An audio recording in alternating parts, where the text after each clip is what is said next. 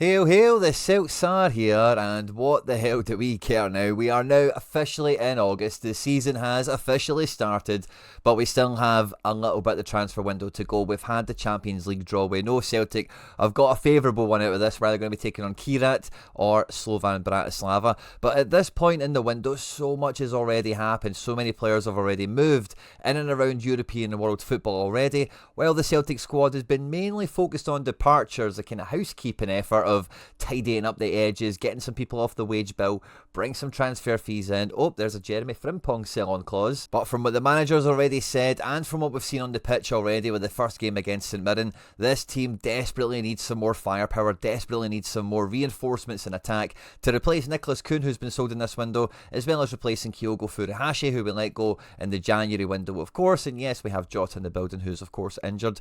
But like I've already mentioned, there's been so much business already happening in and around this window, and opportunities go. You know, players, no two players are the exact same, and if there's players out there in the market that we've been IDing that fits our model, our profile of the team that you know, the sort of tactics we want to play, the route to go we want to try and exercise, as well as the money ball side of things. You know, how young are they? How much could you maybe sell them on for? All that kind of caper. So with a lot of the window gone, a lot of transfers being done, your options and your choices get narrower and narrower. And in the video today, we're going to be picking up with the kind of transfer scouting that we've been doing over the last, I don't know, I think we're on episode like 21 or something now, which is almost half a year, which is crazy. With the players that we have on our shortlist, how many of them are still available? Some of the ones that were on our list, where have they went? As well as a few new frames that we'll throw into the fray for this one. At any point in the video, if you do laugh, you learn, you like something or whatever, please do like and subscribe to the channel for more content like this. Get into the comment section down below, and by all means with these videos, they're always subject to new breaking rumours happening. So if by the time this video reaches you, something else has maybe developed, feel free to update it in the comment section and let us know. As well as your thoughts and feelings on the business that's been done, not been done, and could be done between now and the end of the window, of course. And yeah, let's just get stuck straight into this one. Now, we started this list ages ago, and we built it up to being just over 100 players, predominantly across European football, but we did encapsulate some players out with Europe as well. We then came back, I think maybe just as we got into the summer, and we tried to refine that list right down to the sort of positions in the squad that were vacant, did need reinforcements, etc. And then from there, we've kind of periodically came back and visited the list and either added some new faces to it, or maybe removed some guys because they've actually made transfers. And the amount of players that have slipped between our fingers this summer is incredible. At the end of the window, I'm certainly going to be having a kind of retrospective look at the window from that what could have been type situation, seeing the money that was spent and everything else as well. But this is the remaining guys that are on the list for the Celtic summer transfer scouting list, and there will be a name that on screen is going to jump up and really shout at you from the business we've recently seen from the other side of Glasgow, and that is of course Oliver Antman. Now, Oliver Antman has moved to Rangers, and I've had a lot of questions from people. I actually was chatting to Alan Morrison about this as well, that, you know, what type of player is Antman? Does he really move the needle for them and all the rest of it? And, you know, like, I think he's a very good player. I'd have much rather he transferred to us than to them, don't get me wrong.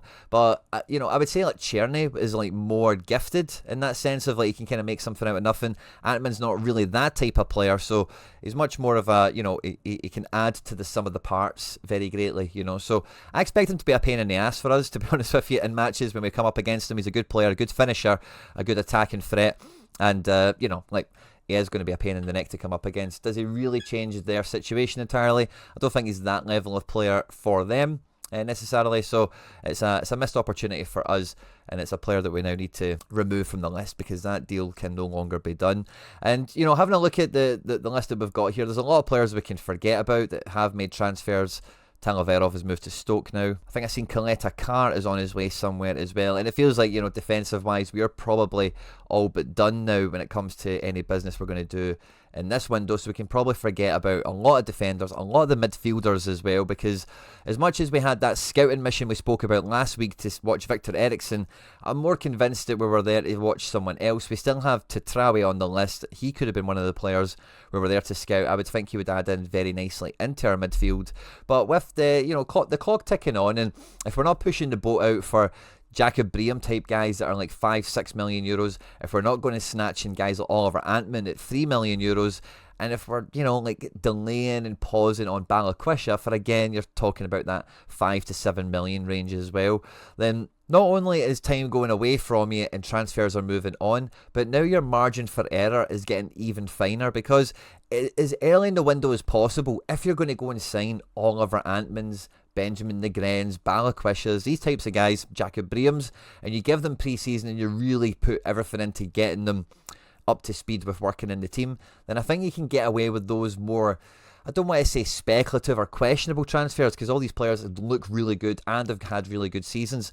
But the question mark with a lot of these guys often is like, will they make that step up in the Champions League? Will they actually help us where it matters the most? You know, because like we always say on the channel, beating Dundee United, St Mirren, Ross County, St Johnstone, whatever, you know, like we've done that 1,000 times over with way worse players than what we even currently have right now without going and reinforcing them. The whole point of the reinforcements is to take us or keep us operating at a really high level in the most important matches of the season. So I think with time roaming on, of course we've had that favourable Champions League qualifying draw or whatever, but now it really does mean the players you buy have to be hits, have to be players that unquestionably come in and hit the ground running in a big way. And a phrase we often use on this series, top of the food chain. Now, Brendan Rodgers always stops short of saying that we're in the market still for a striker.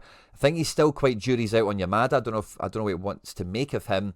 And between Osmond and Kenny, it's really hard to think of them properly in the first team picture, and we all know Adam Ida is hardly flavour of the month. When it comes to top of the food chain in terms of forwards and strikers that are in and around the European landscape of guys, you know, that we should have no real trouble financially or pool or anything like that, have the ability to go and pick up. One of the guys that is going to be in anyone's top 5 list looking around Europe is going to be Dominic Fitz of Austria Vienna. Now, obviously, we've seen how well Nicholas Kuhn did, who was rather mediocre in Austria. Dominic Fitz has been operating at a top level for Austria Vienna. I would say, I think, over the last 3 or 4 seasons. He is kind of listed as being an attacking midfielder, like a number 10 type, but this is a guy that can play anywhere in the front line. Again, maybe similar to the way you see Nigren, if you can imagine him. I know we've not seen him play there competitively, but in the wide area where he's maybe not got that acceleration that we've seen from like peak James Forrest or Daisa Maeda or Nicholas Kuhn, for example, but he's certainly got that technical ability to play in the wide areas like a Jota does or whatever it is, or an Igren does. But a guy is very comfortable as the centre forward as well. And I think in terms of our attacking output, this is a guy that I would love to see in the hoops, a guy that would be brilliant to lead the line for us.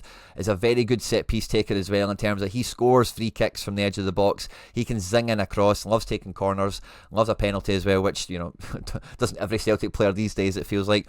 And at 26 years of age, he's coming into the prime of his career. He's coming into the prime of the peak of his powers, as we often say. Wouldn't be coming cheap. Rated at €3.5 million, and the main guy for his his hometown team, as it were. But he is in the last 12 months of his contract, so although a player that isn't on the young end of the profile scale, this is a guy that definitely technical ability and profile wise would just absolutely fit in like an absolute dream in that centre forward position, and also has the versatility to play really across the front line. Could even play in that kind of Negren or Hitate midfield position if the opportunity ever arose. Because as much as when we look at the squad we clearly see the lack of quality and depth that we've got in the wide areas, we've been very, very blessed and used to having more than one striker in the squad. And I'm going back like a long time, even until like Stokes and Hooper, you know, like we've always had more than one centre forward. Dembele, Edward, you know, like you can go all the way back through Celtic squads. We've always had more than one striker that has been in amongst it. And yeah, there's been some rubbish years where it's been like Lee Griffiths and Pookie or whatever, right? I get it. But this is not the centre forward department that we can be running with this year. You can be as high on Yamada as you want. You can be as pessimistic about Ida as you want. This is still missing a Kyogo replacement. This is still missing a real centre forward. Now, I did mention in my post-match breakdown yesterday, on Monday, feel free to check out if you missed it. It will be linked at the end of this video, that I think Johnny Kenny's minutes against St Mirren might have been the same thing that we've seen with Naroki, and it's just try to build a bit of a highlight package for the guy so we can actually get a move, get a transfer for him, or whatever ends up happening with him. So I'm not too, I don't think the Johnny Kenny thing really comes into the makeup of the squad for this season. I sincerely think Osmond is in for striker free. and maybe Yamada is not really in Brendan Rodgers' squad building plans for the summer, and the club has maybe dropped that signing in on him. But I think if we can get another striker in, it has to be someone that clearly makes a bit of a difference. And what we're missing from the forward area, again, if you look at the way we're playing against St Mirren, is we need a guy that can play football. We need a guy that can do the stuff in terms of physically hold up the line, be on the end of crosses and have chances and make the most of them, but can also drop into space and make themselves available for football to happen. Because it is a football team that needs football players in it. And Dominic Fitz, I say that transfer market value has him at $3.5 million. I don't think he's going to cost anything less than something like the same sort of fees we're talking about for Balakwishes and Brehams. You're talking about €6-7 million. But this is a guy that will add the goals up front that we're sincerely missing from no Kyogo in the team. And I think, as I say, top of the food chain is where we have to be eaten. Now, we still do have Balakwisha somewhat on ice. It feels like maybe we can swing that deal into action. If that isn't to happen, and I don't really blame the club for being hesitant really on, Balakwisha and Breham do have injuries in the makeup. So I'm not totally mystified by the hesitancy, although frustrating it is. But if they are that hesitant, they should just move on, I think, is really the underlying factor here. But looking at the wide right position in particular, because we all know Daizen Maeda is going to be really effective left wing for us this year.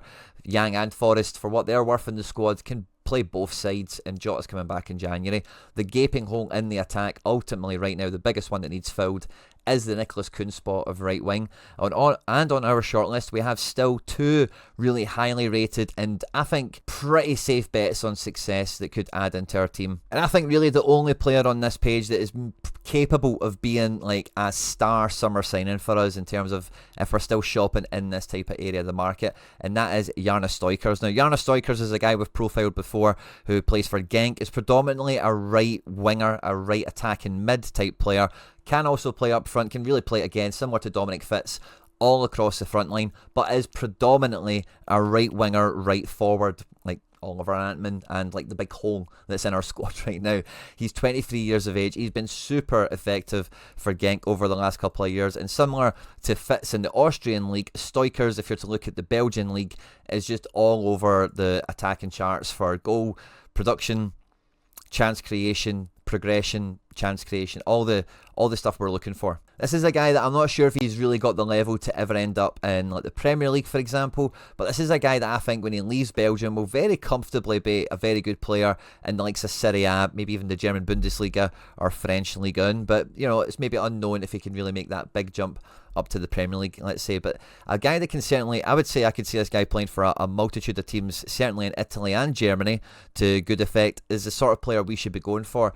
Currently rated at €11 million, and again, I think we're going to be closer to the 15-16 mark for a guy like this, a Belgian youth international as well. Genk have been selling players for buckets of money. They've been selling Chelsea goalkeepers like you would not believe, so they are used to getting some money. He's got a contract until 2028, so in a very strong position, but make no mistake about it, buying a guy like Jarno Stoikers, having a good Champions League campaign with him being a real driving force, similar to Nikolas Kuhn. Really, what did Nikolas Kuhn do? A good game against Leipzig, and was pretty punchy against Bayern Munich for the most part, wasn't he? And that got him his kind of move and his profile and everything. And a guy like Jarno Stoikers, who's already got a growing reputation in European football, then getting put on and having a similar performance, like we're talking about essentially winning a game for us in one case, and then in the very do or die matches showing up and being a productive part of the squad, isn't really a hard stretch of the imagination to imagine that he could do that. And as soon as you add in someone like Stoikers into the picture here, the attacking line just feels a lot better. Now, compared to Kyogo and Kuhn, I definitely think we're losing a little bit of pace here, but these guys are not slow by any stretch. I actually didn't really think Nikolas Kuhn was that quick until he started really showing how quick he was. But you did hear from the guys in training, even when he first joined the club, that he was the fastest in training. So it shouldn't have really been that big of a surprise, but I was rather surprised at how electric he could look at times. So I'm always open to being surprised by players in terms of their absolute top octane speed, because again, you've got to think about where these guys are coming from. Genk in Austria, Vienna. How often is it Celtic at home in the Champions League to that high a tempo have they actually played at, which is why it's always the biggest question mark around these signings. But I think you're looking at the thick end of €20 million, and you could get the pair of these guys in and really It is proper high-end quality. It really does fix the gaps in the squad that we've got. Yes, there's probably still room for a little bit more depth. There's no getting away from that, because it is still then Yang and Forrest that we've got left to play with here, isn't it? Until the return of Jota, but all the same, it's I don't think anyone's ideal situation. You do have a little bit of versatility with Negren in the squad. So yeah, it could be a good move. But if Jarno Stoikers is a little bit rich for our blood, Andres Martin is a player that I was very excited at just the thought of us going after. There was no link or anything like that to it or whatever. But this guy is 26 years old, a very well experienced Spanish player, probably a safe way of kind of summing him up. He's got good youth international credentials, which Celtic and Brendan Rodgers obviously love, but this guy was just a goal machine last year. Goals, assists, again, an attacking right winger from Spain. Like, you can just close your eyes and imagine the sort of player he looks like he is, in that, nimble, good with the ball at his feet, great delivery, good eye for goal, clinical, like he takes chances, there's just no two ways about it. And at 26 in La Liga 2, and don't turn your nose up at La Liga 2, Sporting Lisbon just sold Gyökeres for, a boatload of money and replaced him with a guy called Luis Suarez, who is not that Luis Suarez, but is predominantly kind of got his profile from his production in La Liga 2. So it is a league. We've seen other players come out there before. Darwin Núñez might not be everyone's cup of tea, but still went to quite some big clubs for some quite big transfer fees. So I wouldn't turn your nose up entirely. This is more of a Jota type signing. This is a guy that is a bit more flair based. It is a guy that probably has that slightly better delivery that we're not used to having in the wide areas. And again, he's in La Liga 2, coming to a Champions League club, a real platform situation where he could really put his career on the spotlight, end himself back up at La Liga again, further down the road, maybe even into England, because he is that type of player. He's feisty, he's got high tempo, he does have that type of pace that we're looking for, and again, he might just be a little bit more affordable. Currently rated at €4 million, contract until 2028, so, Santander do have a bargaining position of sorts, but again, very versatile, predominantly but right wing, which is what we're after. And, doesn't he just look and feel like a Celtic player in the making? Really good youth international credentials like we spoke about before. And in terms of the body of his career, he's just like a Spanish player, isn't he? Bottom of La Liga, top end of La Liga 2. And again, he's just kind of missing a big opportunity in his career, really, to be honest with you. He's certainly got the talent, and he's got the, proof in the pudding. He's scoring goals, he's making things happen. Now, we do have some new names to put into the fray, okay? Now, as much as Stoikers and Fitz, I think, would be the ideal type of asset acquisition, guys that add quality, technique, and the ability to, grow with the club, grow with the squad, and it's then a win-win situation for all involved.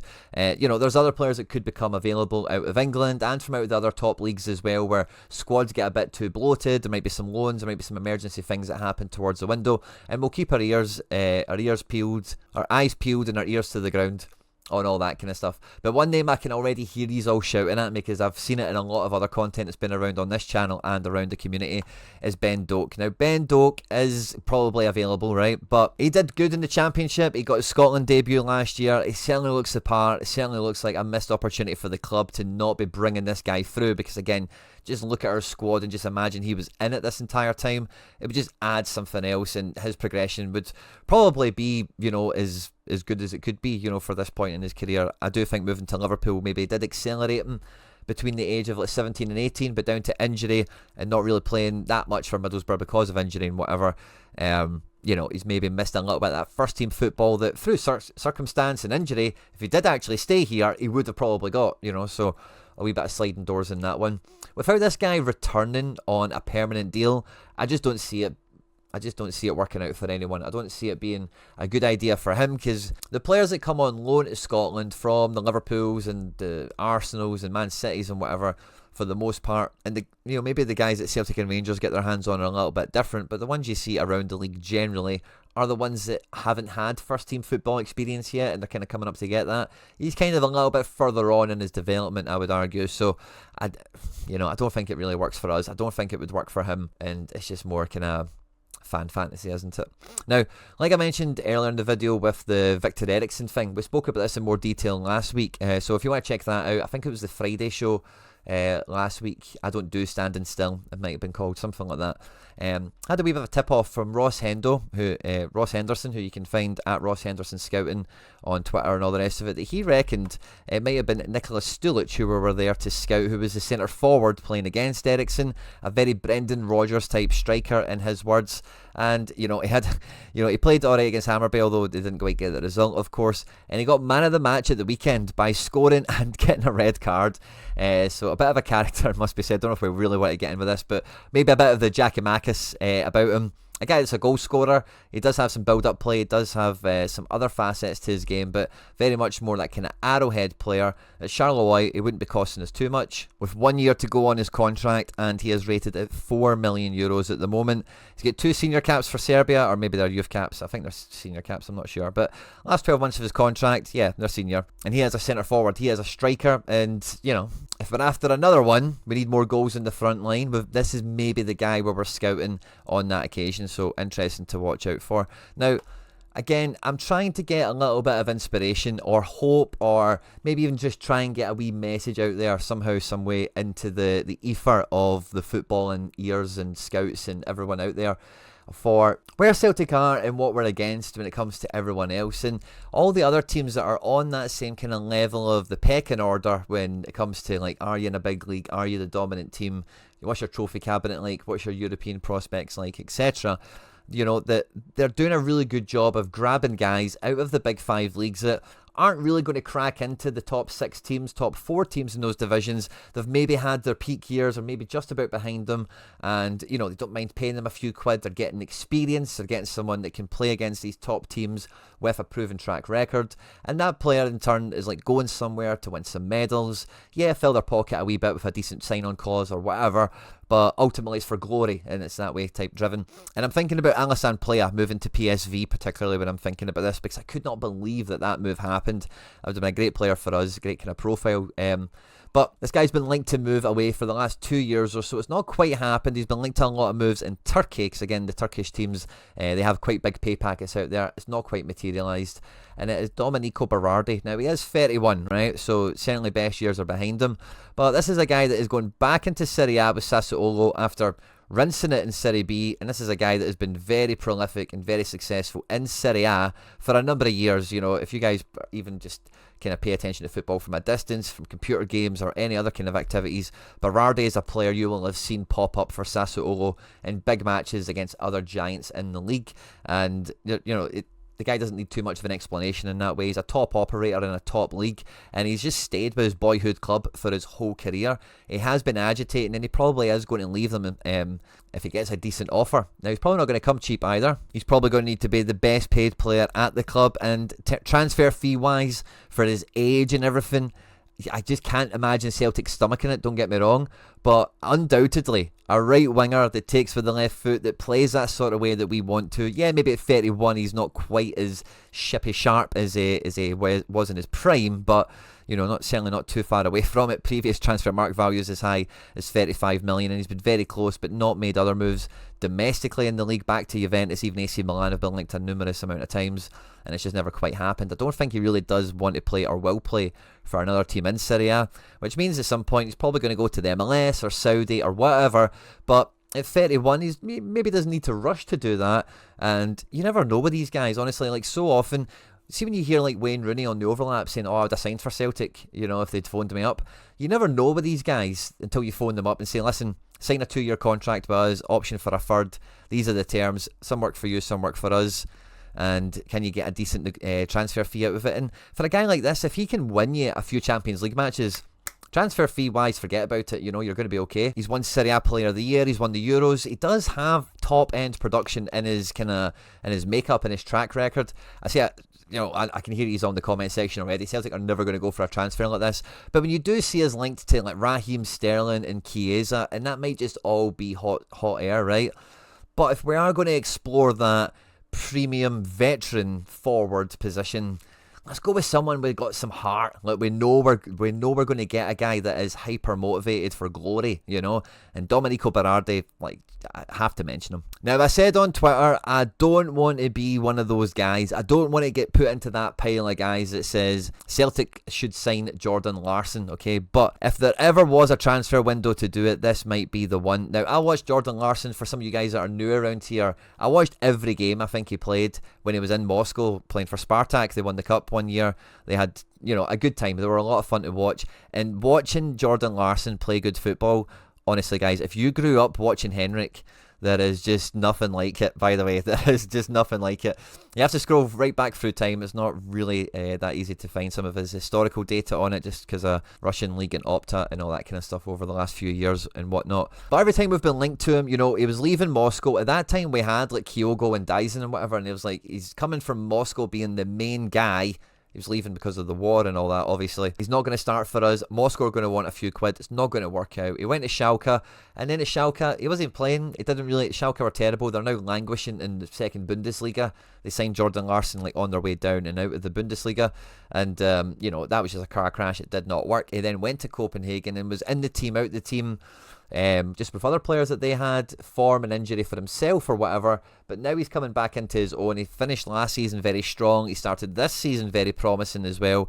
And Jordan Larson, like, is a good player. Jordan Larson would make a difference to our front line as things stand at the moment. Of that, I've got no question. At 28 years of age, and with the way that it went with Schalke and everything else, like, his kind of time to maybe break into a top team in the top 5 leagues, he maybe kind of recognises is not going to happen now. Or if it is going to happen, it would take some sort of phenomenal European campaign, which, you know, Copenhagen are still got the prospect of Champions League football, if memory serves me right. So they've definitely got some sort of qualifier on the go with Malmo this week. I'm pretty sure it is. Yeah, it's Champions League. So they've still got that to play for. He's contracted until 2027. His transfer value isn't that much, but is honestly like a player that now we have space for. He would make a difference to, wouldn't cost us too much. And, you know, like, they would sell a lot of shirts. They would sell a lot of merch, you know. There's just no two ways about it. And he has quality. He is good, you know. And I can attest firsthand from watching so much of him in Russia that he can play on the left, he can play on the right very, very well. He's been playing more on the right for Copenhagen. And, yeah, I think for Spartak Moscow, actually, that was quite the case. He played quite well on the left at times and can play very well in the front too. And see, honestly, if you go back and watch highlights of Spartak Moscow, you'll check the season out, but the front two was Jordan Larson and a guy called Sobolev, and this guy Sobolev is like Chris Sutton but Russian, right? And honestly, guys, the closest thing you'll get to seeing Henrik play, it was brilliant, you know. The goals and assists, the kind of interplay between them, mannerisms and all that, top class. I'm a big Larson guy, as you know, you can probably guess, and I've never been on this bandwagon of we should sign him, because he's never kind of earned it before, and then at the Moscow point it was not really the right time. But now, again, this is a Celtic are going to kind of cheap out a little bit, because we could probably get Jordan out of Copenhagen for 4 or 5 million euros. It probably wouldn't be that expensive. I don't think they paid very much for them themselves. And, you know, I have to add it in, because on this one occasion, I think it might actually be a window where it would make sense.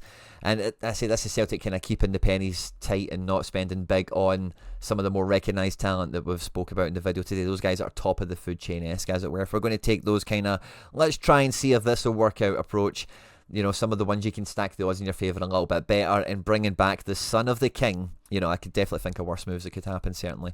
On screen now, some other stuff that we've made that YouTube thinks you might enjoy. Let me know down in the comment sections what your thoughts and feelings are on any of the players we've profiled in the video today, as well as anyone else you would add into the conversation, of course, as well. If you haven't done so, please hit the subscribe button for more content like this. Hail, hail, and Moan the Hoops.